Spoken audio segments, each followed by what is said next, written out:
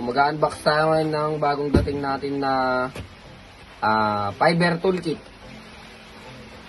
So, kompleto na to. Tignan natin kung anong nasa loob niya. Kasi, bagong batch ng toolkit natin. Naubos na kasi isa. So, ito yung pangalawang batch. So, ito yung kanyang reader. Yan yung wavelength niya. 850, 850, 1625 nm. Tapos yung test accuracy, 0.2 dB.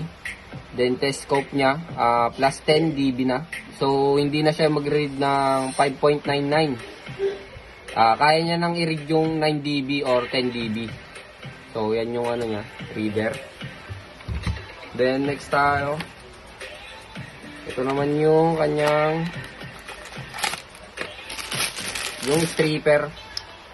Kita nyo naman. Yan siya. Pag-read muna natin yan. Nalagyan ng alcohol.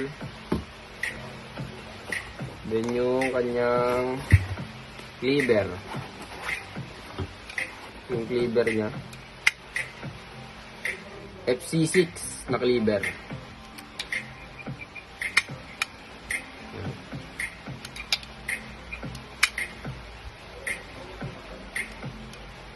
Next, yung light source. Ito yung light source niya. Ayan. 10 MW. Okay. Then next tayo ay yung ito yung cutter or yung pambalat ng fiber optic natin. Yan.